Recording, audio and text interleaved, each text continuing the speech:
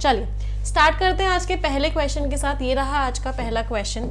ध्यान से पढ़ो इस सेंटेंस को और मुझे बताओ विच पार्ट इज इनकरेक्ट, किस पार्ट में एरर है एवरीवन।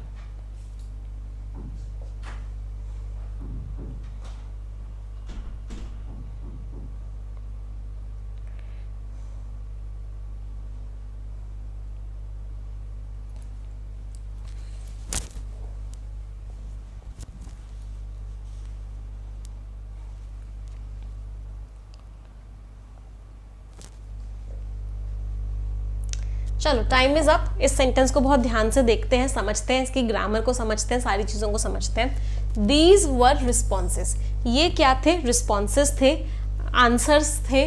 कहाँ से? एक इनफॉर्मल डिस्कशन हुआ, बातचीत हुई। किसके साथ बातचीत हुई? स्कूल के बच्चों के साथ बातचीत हुई। तो उससे कुछ बच्चों ने कुछ रिस्पॉन्ड दिया, कुछ आंसर दिए। एक विलेज में जो कि बिहार के समस्तीपुर डिस्ट्रिक्ट में था, अ फ्यू मंथ्स बिफोर। अब यहाँ पे एरर क्या है बेटा? यहाँ पे एरर है, हमारे दो शब्द होते हैं, एक होता है बिफोर और एक होता है अगो। बिफोर और अगो जो होता है, ये दोनों के दोनों शब्द हमें किसके बारे में बताते हैं? ऑर्डर ऑफ टाइम के बारे में बताते हैं कि कोई काम पहले हुआ। तो ये दोनों शब्द हमें टाइम के बारे में बताते हैं कि कौन सी चीज़ कितनी पहले हुई। अब हमेशा याद रखना बेटा, बिफोर कब लगता है? जब आपको दो इवेंट्स दे रखे हों, इवेंट नंबर 1, इवेंट नंबर 2। दो चीजें दे रखी होंगी, दो एक्शंस दे रखे होंगे, आप बिफोर को तभी यूज कर सकते हो। For example, the patient smiled,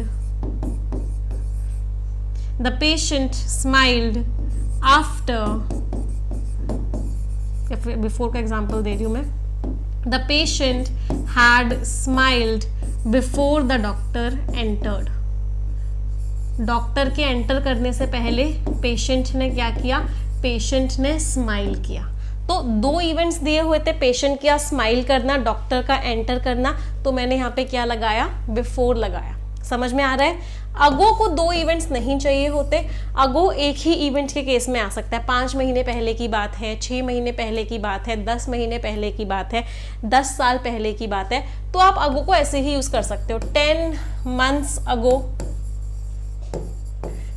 12 months ago, 1 year ago. अगर कोई दूसरा इवेंट दिया होता तो बिफोर लगाते हैं। 10 months before I came to this city. समझ में आया सभी को बिफोर और अगो में डिफरेंस? तो यहाँ पे क्या आएगा बताओ? फ्यू मंथ्स बिफोर नहीं आएगा, क्या आएगा? अगो आएगा, क्योंकि हम इसके आगे किसी और इवेंट की बात नहीं कर रहे हैं। मैंने सेंटेंस थोड़ा सा चेंज कर दिया। एक वो वाला सेंटेंस था ना, पेशेंट की डेथ हो गई डॉक्टर के आने से पहले, the patient had died before the doctor केम। वो थोड़ा सा नेगेटिव सेंटेंस था, इसलिए मैंने ना उसको स्माइल और एंटर कर दिया।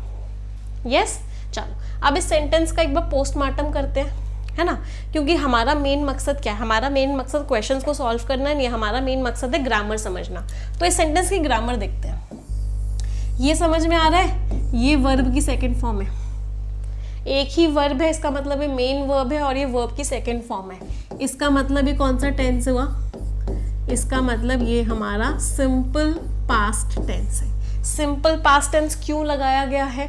सिंपल पास्ट टेंस इसलिए लगाया गया है क्योंकि ये पास्ट पॉइंट ऑफ टाइम दिया गया है।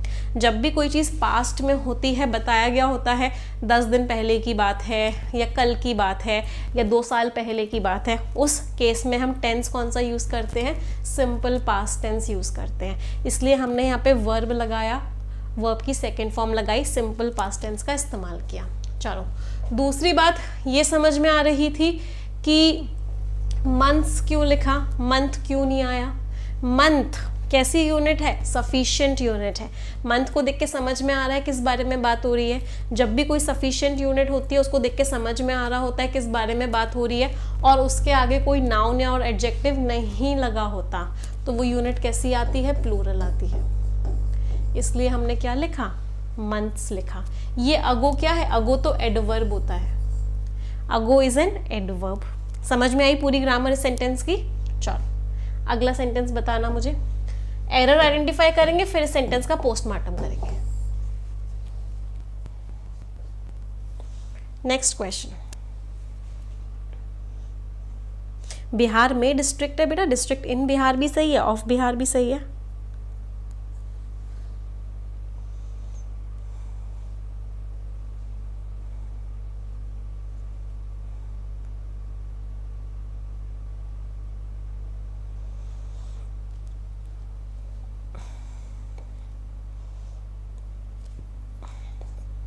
हाँ जी, क्या गड़बड़ है इस सेंटेंस में? This has been a consistent pattern. ये जो पैटर्न है, कंसिस्टेंट का मीनिंग क्या होता है? लगातार। ये सेम पैटर्न दिख रहा है सब जगह, जहां पे बॉयज जो है वेयर, एक second, where boys were more likely to girls. हाँ, boys were more likely to girls. More likely लिखा हुआ है। मोर लाइकली का मतलब क्या होता है? कंपैरिजन हो रहा है। जब भी मोर आता है इसका मतलब क्या होता है? कंपैरिजन हो रहा है। तो जब भी बॉयज और गर्ल्स का कंपैरिजन होता है तो वर्ड कौन सा लगेगा? या कोई भी कंपैरिजन हो दो चीज़ों के बीच में, हम वर्ड कौन सा लगाते हैं? THAN, देन लगाते हैं। तो यहाँ पे क्या आएगा? Boys were more likely than girls. Girls के कंपैरिजन में बॉयज़ जो हैं अपनी प्रेफरेंस ज़्यादा दिखा रहे थे मैथमेटिक्स के लिए और साइंस के लिए। So which part is incorrect? C part is incorrect. समझ आ रहा है सभी को? एवरीवन? चलो अब कुछ चीज़ें देखते हैं इसमें। सबसे पहले तो मुझे बताओ बेटा, ये कौन सा टेंस है? हैज़ के साथ वर्ब की थर्ड फॉर्म लग रही है। इसका मतलब ये कौन सा टेंस हुआ? Very good, this is present perfect tense. ये हमारा प्रेजेंट परफेक्ट टेंस है। दूसरी बात, ये कौन सा टेंस हुआ? Boys were more likely. एक ही वर्ब है और वर्ब की सेकंड फॉर्म है। एक ही वर्ब है, वर्ब की सेकंड फॉर्म है, तो ये कौन सा टेंस हुआ? This is simple past tense. तो इस सेंटेंस में दो टेंसेस यूज हुए थे, एक प्रेजेंट परफेक्ट था और दूसरा कौन सा था? दूसरा हमारा सिंपल पास्ट टेंस था। Very good. चलो अगला क्वेश्चन बताएंगे सभी लोग।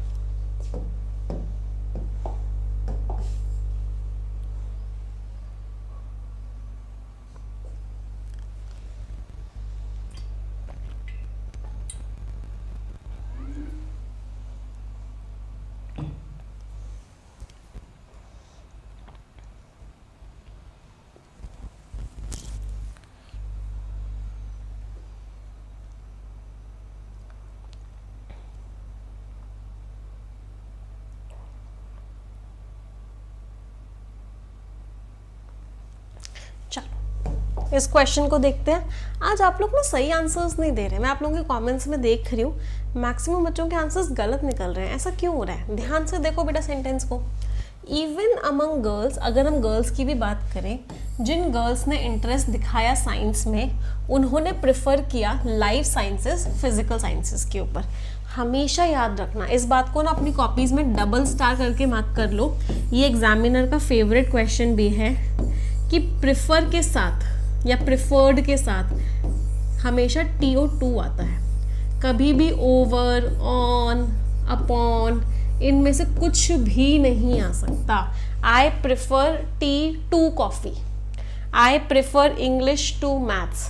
तो प्रेफर के साथ क्या लगाते हैं? हमेशा TO2 लगाते हैं। तो गर्ल्स ने क्या प्रेफर किया? लाइफ साइंसेस प्रेफर किया। किसके कंपैरिजन में? फिजिकल साइंसेस के कंपैरिजन में। तो ओवर की जगह क्या आया? ओवर की जगह TO2 आया। किस पार्ट में एरर हो गया?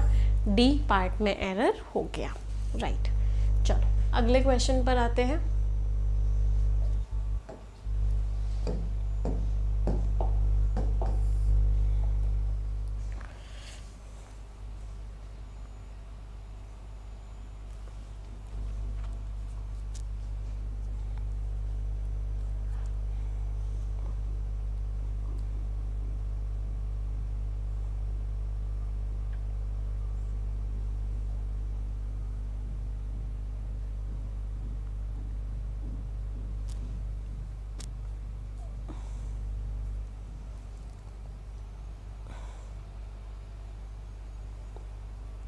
एक बच्चे का डाउट है, मैम पहले वाले में प्रेफर्ड आ सकता था क्या? प्रेफर्ड ही तो लिखा हुआ है बेटा, क्या हुआ? प्रेफर्ड ही तो लिखा हुआ है। इससे पहले एक बच्चे का डाउट है कि मैम सेकंड सेंटेंस में प्रेफर क्यों नहीं किया? प्रेफरेंस है, प्रेफरेंस पे ये नहीं लगता है, प्रेफरेंस में ये नहीं लगता है। और यहाँ पे कंपैरिजन भी नहीं हो रहा है, इसके ऊपर ये चाहिए। दोनों की प्रेफरेंस की बात करें, मैथमेटिक्स और साइंस के प्रेफरेंस को लेके, ऐसे नहीं बोल रहे कि टी और कॉफ़ी में टी ज़्यादा अच्छी है या मैथ्स और साइंस में मैथ्स ज़्यादा अच्छी है। नहीं, जब कंपैरिजन होता है और प्रेफरेंस के साथ नहीं, प्रिफर, प्रिफर्ड, प्रिफर की फॉर्म्स, वर्ब फॉर्म्स, उनके साथ टी और टू लगता है। कॉन्सेप्ट क्लियर है जिस बच्चे का डाउट था? चलो अब इस पे आते हैं। इसमें क्या एरर है? एविडेंटली, एविडेंटली का मीनिंग क्या होता है? क्लियरली, साफ साफ। दी रिप्रेजेंटेशन, जो फीमेल्स हैं, किस में फीमेल्स हैं? साइंस में, टेक्नोलॉजी में, इंजीनियरिंग में, मैथमेटिक्स में, मतलब स्टेम में, या फिर ऐसी फील्ड में जहाँ पे मैथ बहुत ज़्यादा इस्तेमाल होती है, या ऐसा करियर जहाँ पे मैथ्स बहुत ज़्यादा इस्तेमाल होती है, ये जो रिप्रेजेंटेशन है वो बहुत दूर है डिज़ायरेबल से, मतलब बिल्कुल भी अच्छा नहीं है, बिल्कुल भी सही नहीं है। अब इस क्वेश्चन को बहुत ध्यान से देखना पड़ेगा। It's a very very beautiful question. ये बात सभी को समझ में आ रही थी? प्रेपोजिशन से हम एडिशनल इंफॉर्मेशन देते हैं, तो इस ऑफ से हम क्या दे रहे थे? एडिशनल इंफॉर्मेशन दे रहे थे। तो ये एडिशनल इंफॉर्मेशन यहाँ तक चल रही थी। जैसे ही वर्ब आती है एडिशनल इंफॉर्मेशन खत्म हो जाती है। तो ये एडिशनल इंफॉर्मेशन यहाँ से लेकर यहाँ तक चली। तो ये जो वर्ब है, ये जो क्रिया है, इसका सब्जेक्ट कौन था? इसका सब्जेक्ट था रिप्रेजेंटेशन।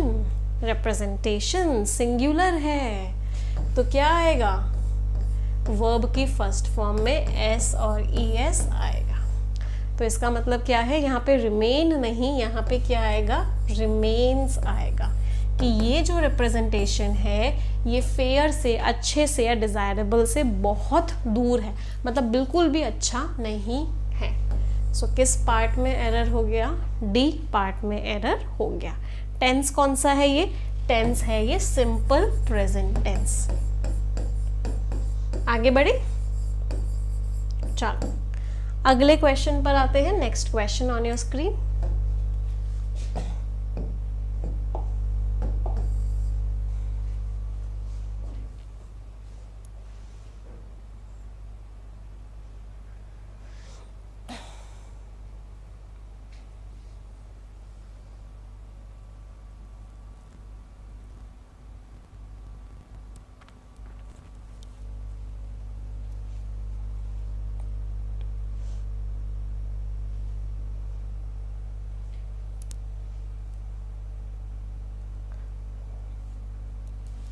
चलो क्या एरर है? आस्क एनी स्टूडेंट, किसी भी बच्चे को पूछो जो इंजीनियरिंग में हो या मैथ वाली अंडर ग्रेजुएट डिग्री कोर्स में हो, और बहुत सारे बच्चे आपको क्या बताएंगे? बहुत सारे बच्चे बताएंगे कि लड़कियां कैसे ना के बराबर होती हैं इन क्लासरूम्स में। लड़कियां कैसे ना के बराबर होती हैं इन क्लासरूम्स में। अब देखो ध्यान से देखना, ये जो अ है ये क्या है? आर्टिकल है। आर्टिकल हमें किसके बारे में बताता है? नाउन के बारे में बताता है। तो ये जो साइट है ये क्या है? नाउन है। नाउन के बारे में जो शब्द बताता है वो क्या होता है? एडजेक्टिव होता है। तो यहाँ पे क्या आएगा? यहाँ पे जो वर्ड आएगा वो आपका एडवर्ब नहीं होगा, एडजेक्टिव होगा। एडजेक्टिव का मतलब क्या है? रेयरली नहीं होगा। क्या होगा? रेयर। रेयर का मीनिंग क्या होता है? ना के बराबर दिखने वाली। तो ना के बराबर दिखती हैं लड़कियां इन क्लासरूम्स में। सो किस पार्ट में एरर हो गया? सी पार्ट में एरर हो गया। कोई दिक्कत किसी को भी? चलो अगला क्वेश्चन।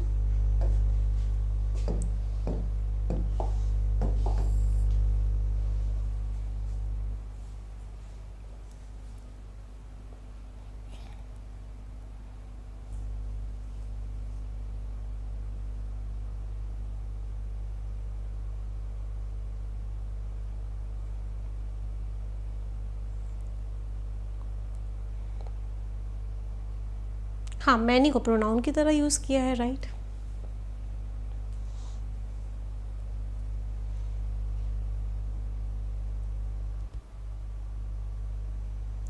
चलो टाइम इज अप। इस क्वेश्चन को करने के लिए कॉन्सेप्ट समझते हैं, और वो कॉन्सेप्ट किसका कॉन्सेप्ट है?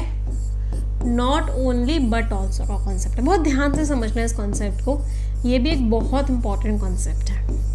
ये जो नॉट ओनली, ये जो बट ऑल्सो है ना, ये दोनों ना इक्वल रैंक के शब्द होते हैं, मतलब इनकी जो वैल्यू होती है वो सेम होती है।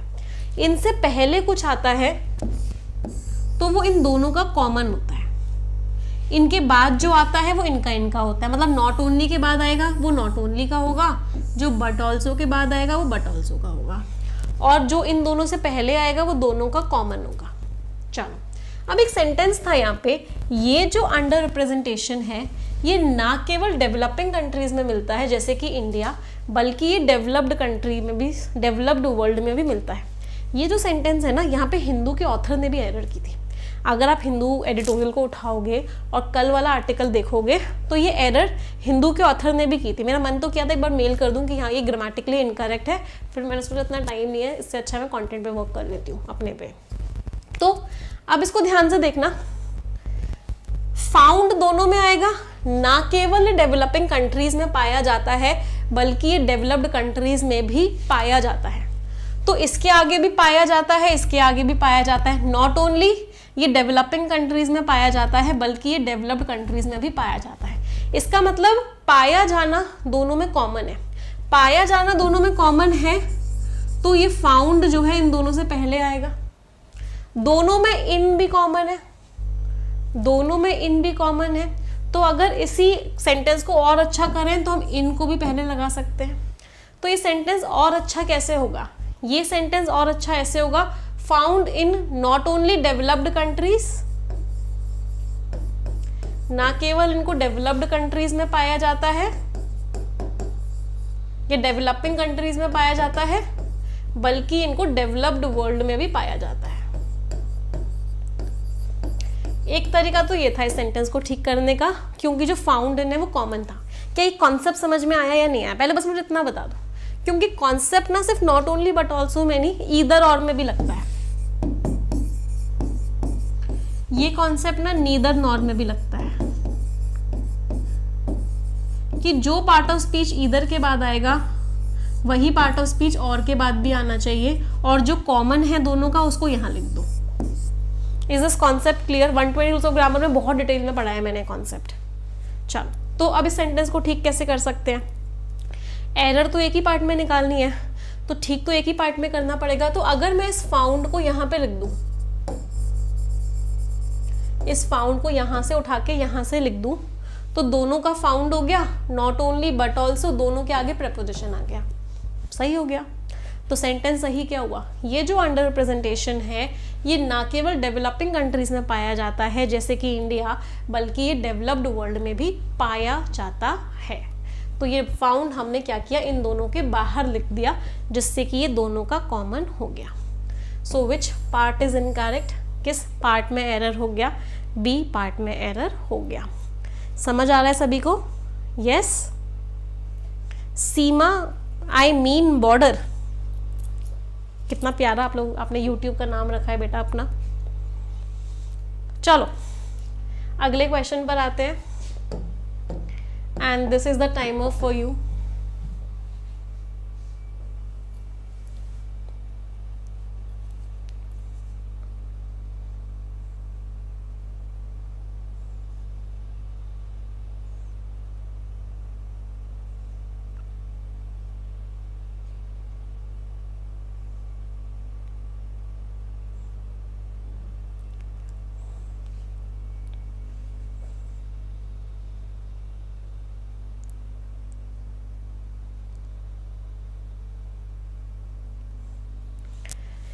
ये सेंटेंस रोज बोलते हैं, ये concept, English is a very easy language, I am good at English, I am very good at English. क्या लगाते हैं गुड के साथ, कौन सा प्रेपोजिशन लगता है गुड के साथ? गुड के साथ जो प्रेपोजिशन लगता है वो इन नहीं होता, गुड के साथ हमेशा एट लगाते हैं, कभी भी इन नहीं लगा सकते। तो क्या एरर है, हमारी रिसर्च में हमें क्या पता चला कि जो लड़के हैं वो मैथमेटिक्स में अच्छे होते हैं एज कंपेयर टू गर्ल्स, और ये जो है परसिस्टेंट है, ये चलता आ रहा है टाइम के साथ। सो किस पार्ट में एरर है, बी पार्ट में एरर है। टेंस कौन सा था, हैज बीन, हैज के साथ वर्ब की थर्ड फॉर्म लग रही है, that means it was present perfect tense. तो गुड एट होता है, गुड इन कभी भी नहीं होता। हमेशा याद रखो, good at something, I am good at English, I am good at dancing, I am good at cooking. चलो अगला,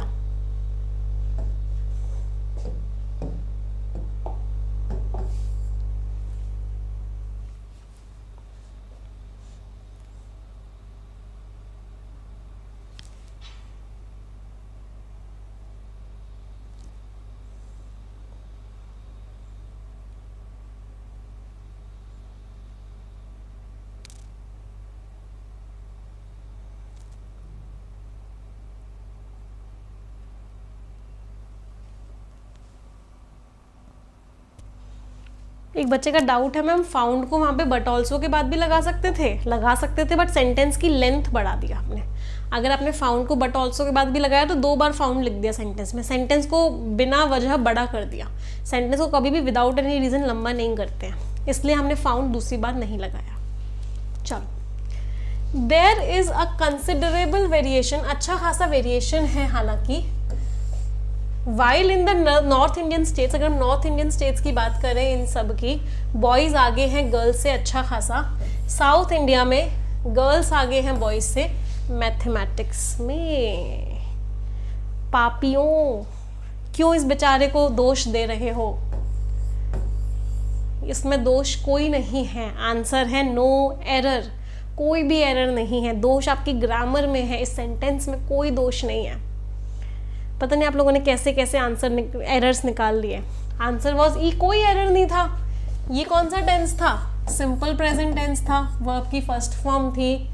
बॉयज़ प्लूरल था तो यहाँ पे भी वर्ब की फर्स्ट फॉर्म थी, सिंपल प्रेजेंट टेंस था। यहाँ पे भी वर्ब की फर्स्ट फॉर्म थी, सिंपल प्रेजेंट टेंस था। तो सारा का सारा सिंपल प्रेजेंट टेंस था, कोई दूर दूर तक एरर नहीं था बेटा। चलो अगला क्वेश्चन।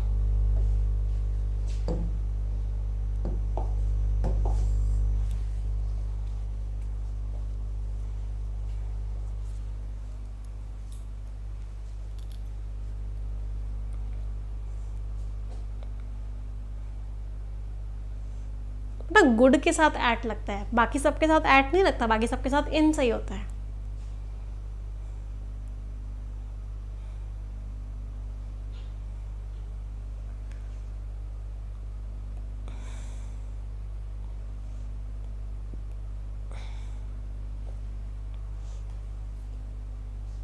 एक रिक्वेस्ट सभी से, 1000 स्टूडेंट्स वॉच कर रहे हैं लेकिन लाइक्स 1000 अभी तक नहीं है। अगर आपको समझ में आ रही है क्लास, मैं जो समझा रही हूँ उससे आपको बेनिफिट हो रहा है, फ़ायदा हो रहा है, मज़ा आ रहा है सेशन में, तो I would request every one of you कि एक लाइक बटन पे क्लिक ज़रूर करना।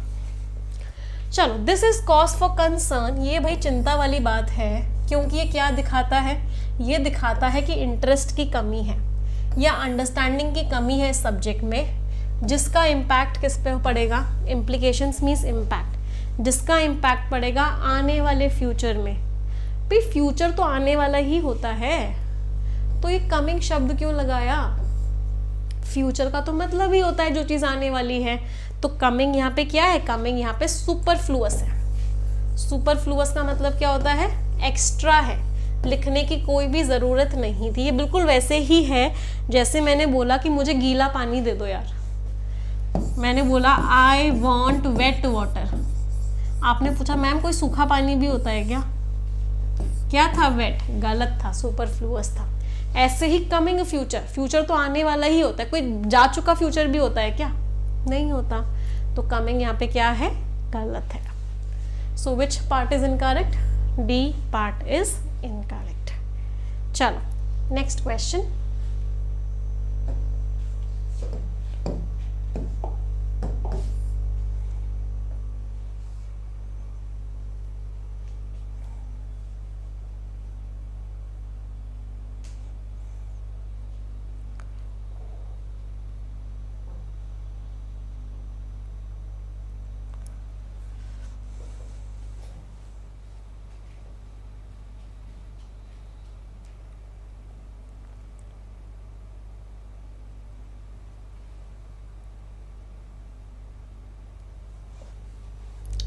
डिस्पाइट अ लॉट ऑफ, इतने ज़्यादा कॉन्ट्राडिक्टरी सबूत, कॉन्ट्राडिक्टरी मीन्स जो अपोज हो, अपोज करे, तो इतने ज़्यादा अपोज करने वाले सबूत के बावजूद बहुत सारे लोग जो हैं वो कहते हैं, वो इच्छुक हैं, ईगर टू मीन्स इच्छुक हैं। किस बात की इच्छा है उनके अंदर? कि ये जो डिस्पैरिटीज़ हैं, डिस्पैरिटीज़ मीन्स इनइक्वालिटीज़, ये जो कमियां हैं उनको वो क्या बोलते हैं? ये इस वजह से हैं क्योंकि उनके अंदर एबिलिटी नहीं है, लड़कियों के अंदर एबिलिटी नहीं है, इसलिए इतनी इनइक्वालिटीज़ हैं। और इन टर्न वो क्या करते हैं? इस बात को नहीं मानते। फॉलिंग, फॉलिंग का मतलब तो गिरना होता है, मानने से गिर जाते हैं, कोई सेंस नहीं है। इस बात को मानने में फेल हो जाते हैं, तो फॉलिंग नहीं, क्या आएगा? फेलिंग आएगा। मतलब यहाँ पे किसमें कि में एरर था? वर्ड यूसेज की एरर थी, यहाँ पे वर्ड गलत इस्तेमाल हो रहा था, तो वो इस बात को नहीं मानते हैं कि सोशल और कल्चरल नॉर्म्स का इम्पैक्ट पड़ता है गर्ल्स पे। सो विच पार्ट इज इनकरेक्ट? सी में एरर है, फॉलिंग नहीं फेलिंग आएगा। कोई दिक्कत किसी को भी? टेंस कौन सा था? ये इज लगा हुआ है, एक ही वर्ब है, ये वर्ब की फर्स्ट फॉर्म है, मतलब टेंस कौन सा था?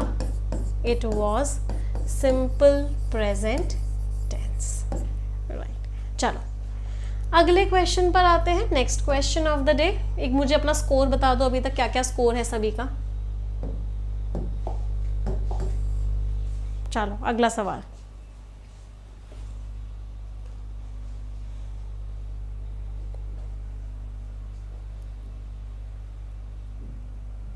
डिस्पाइट के आगे बेटा ऑफ कभी नहीं लगता, इंस्पाइट के आगे ऑफ लगता है।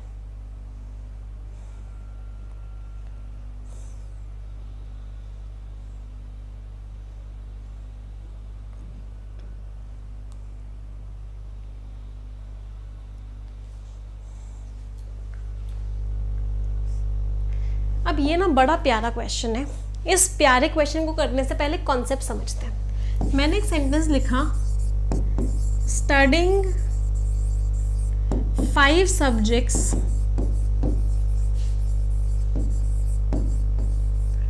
in 10 days